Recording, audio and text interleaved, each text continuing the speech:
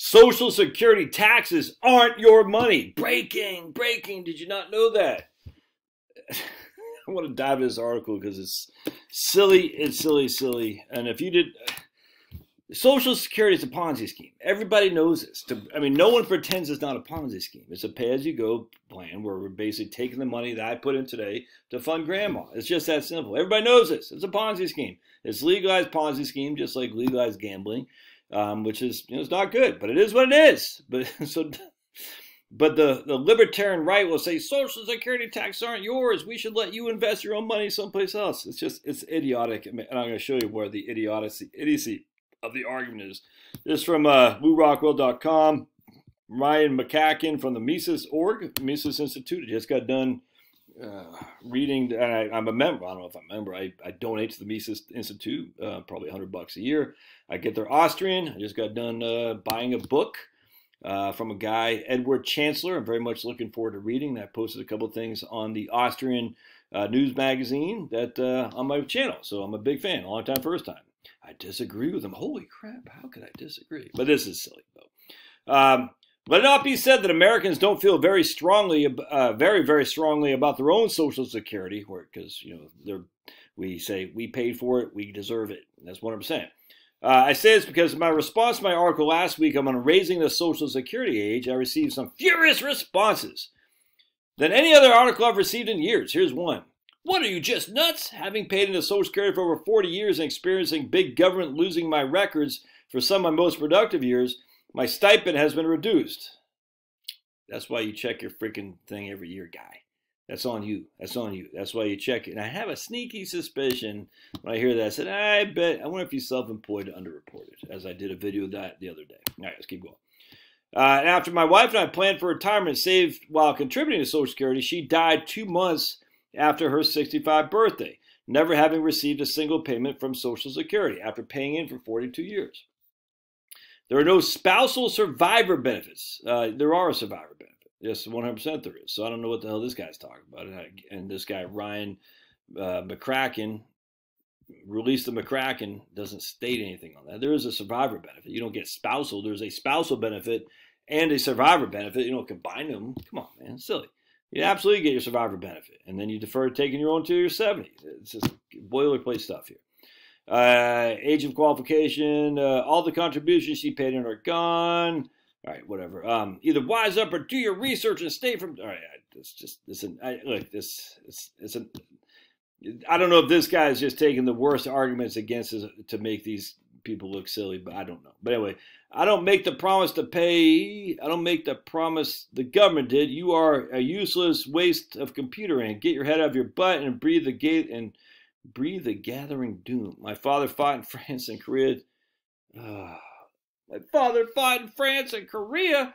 Didn't live long enough to collect his benefits, nor my mother-in-law, so F you again. Okay, I don't think these are very well-constructed arguments. I think what this guy is saying is like, this is what they say when you challenge the moon landing hoax. They say, look at these people. Some of these people are stupid. You're like, yeah, okay, that's not me, because moon landing certainly didn't happen. And so you can, hey, look at these people. These are on your side who are challenging my thing on raising the retirement age. They're crazy. Right? A less emotional reader suggests that instead of reducing payouts, the better plan would do away with the Social Security program. Give me the money. That's not going to happen. These sorts of responses all share a common thread. Many are under the impression that they have some sort of promise or agreement with the Social Security. All right, so let's check this out right quick, because it's not insurance. There's no trust fund. Your money is gone. Everyone knows this. It's a Ponzi scheme. But anyway, I want to go right here. In Fleming versus Nestor, the U.S. Supreme Court set the record straight. Social Security is actually nothing more than an umbrella term for two schemes that are legally unrelated, a taxation and a welfare scheme. Yep, there is no trust fund as that term is commonly understood. No lockboxes, no IOUs, nothing. It's neither solvent nor bankrupt. I 100% agree. But then we have this, Helfering versus Davis in 1937. The Social Security is not an insurance program. The Chief Justice anticipated Nestor when he had speculated that from the bench that the Congress could have the authority to abolish the welfare component while keeping the taxation component. All right? You actually don't own your money. You don't have any right to Social Security. No one disagrees with that. No one disagrees with that. This is where the Republicans are stupid a lot of times. I had a guy on my who's actually financially supported me, not much, but he threw a couple of super chats at me. By the way, if you like what I do, buy me a cup of coffee. I got the cup of coffee link down there. Buy me some Joe. I'm going decaf, dude. I'm getting rid of caffeine. I'm down to 1 cup a day, and as I think starting tomorrow, we'll just go half a cup of caf a day. Love my decaf. I'm going, but you can buy me a cup of coffee in the link below if you like the work I do. By all means, do so. I'm your old buddy Josh. Share your wealth, baby. Workers and families have no legal claim grounded in the Fifth Amendment or anywhere of the FICA tax payment that they put in Social Security into the Treasury. These funds are commingled with general assets of the U.S. government. Yes. Commingled. So this guy named Rob, and he became a big vaxhole. It's crazy. He was like scared crap of the coronavirus. It was weird, man. And he really was angry at me for not being as frightened as he was. I wasn't frightened in the least. I'm still not. Anyway, the point being was he said, because I said, look, we need to raise the tax on the wealthy, use it, wealth tax, raise it, I don't care. Raise tax on the wealthy, use that money to fund Social Security. It's to solidify Social Security. It's a winning scenario for Republicans. He's like, you can't do that. It's against the law to put commingled money for Social Security. And we all know it's all commingled. There is no IOU, no lockbox, nothing. It's just... it's a Ponzi scheme. All right. Anyway, so let's see what else is it right here. People tend to get really worked up about Social Security because they believe that on some level they are owed a return on their Social Security taxes. Okay. The right thing to do with Social Security is the right thing to do when it comes to all federal programs. Reduce both spending and taxation. At least this guy with the Mises Institute is probably not a supporter of $100 billion to Ukraine. If you support $100 billion to Ukraine, I don't want to hear anything about reducing spending. I used to buy this stuff myself too. I used to be. We got to fund this, fund that.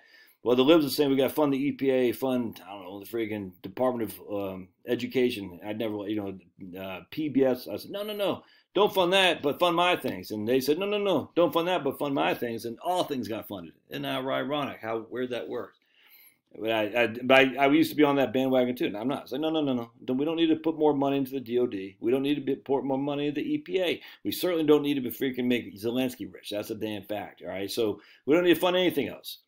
But with that said, the idea that reducing spending and taxation, this dude, come on. These guys are. This is why the Austrians economists are just living in this farcical land, farcical of just freaking unicorns and green energy. They're not. I shouldn't have said green energy because I'm not sure where they stand on green energy.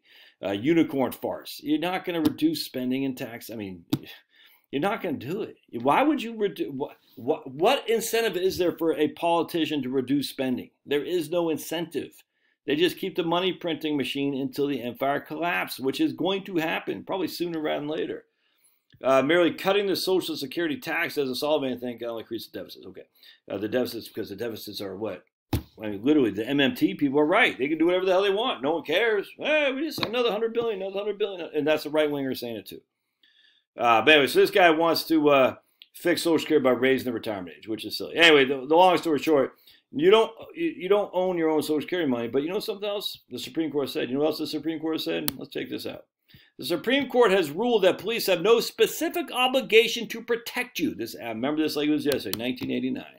The justice ruled that a Social Services Department had no duty to protect a young boy from his abusive father. Yep. And let's keep going. And right here, the Supreme Court ruled on Monday, police do not have a constitutional duty to protect a woman from harm or a person from harm. This woman attained a court order issued protective order against her violent husband, making an arrest mandatory for violation. But the justices, RBG and Scalia and John Paul Stevens, overturned a ruling by federal appeals court. The appeals court had permitted the lawsuit to pursue against the police for the failure of the police to respond to a woman's plea for help after her estranged husband violated protective order by kidnapping their 3 young daughters, whom he eventually killed. Scum effing bag. But the police had no obligation to protect. That's what the Supreme Court says. So don't call 911 Mises Institute, because if you call 911, they're under no obligation to provide you protection. Don't do it. Obviously, don't call 911 for a house on fire. They're on no obligation to come down and take out your house. Look, it's just a fact. So you can use the Supreme Court arguments all you want that, you know, they're under, this isn't your money, they're under no obligation to provide you, they can change that, fine. Politicians are the one who make the rules. Like, the politicians don't make the rules. The banksters and the freaking corporate lobbyists who do. But no politicians are going to win ever reducing Social Security. It's just not going to happen. Not going to happen, regardless of what the Supreme Court says. It ain't going to happen. So can you just stop this crap? It's embarrassingly silly. I don't know if they got comments on Mises on this. Let's take a look here. That's just the whole thing. That's the whole thing with the gun rights. So in 1993 or something like that, a lady, a Marine, a black Marine, and a woman in Occoquan. Where was it? Yeah, Occoquan.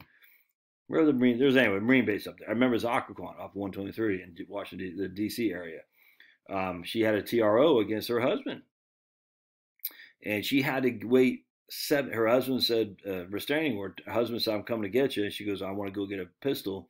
And they had a 7-day waiting period in Virginia. I can't remember if she got killed or what, but I'll never forget that. And that was the beginning of the end for the anti-gun nuts. We're like, no, we're not. We've us on the pro Second Amendment side have done. We're going to take back now, and we've done a great job of that the last 30 years, 100%.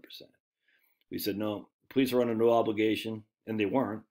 Supreme Court has said that many times. Many times. They're under no obligation to provide you protection. And as such, you're under your own obligation. You better be judged by 12 and carried by 6. Always remember that. All right. Let's see if we have any comments here. So I had 122 comments in here. Let's see if I can't see low comments. Let's see what we got. It's stupid. Anyone who receives Social Security payments is deliberately taking stolen wealth. Stolen wealth. I remember hearing that too. Libertarians back when I was taking my GI Bill. You're taking money. I was like, the government. I said, well, I don't consider it stolen because I did what I had to do under a contractual obligation on my end in the Army and the taxpayer. The government represented you as a taxpayer. You might not like it. You can vote differently, or you can move to another country. But I hate to say it, them's the rules, baby. It's pretty funny. I agree. I believe that people should think twice before informing others that they or someone they love fought in a war so we could have the privilege of paying into Social Security. I agree. But thousands of nameless heroes have died for our right to vote. Countless people I have encountered this in my lifetime. Yep, exactly right. That is so funny. I just want to see if I can put a little comment in here. Let's see. Oh, I can. So I say your first commenter was wrong in his assessment of Social Security when he said, and we're going to do this, boink,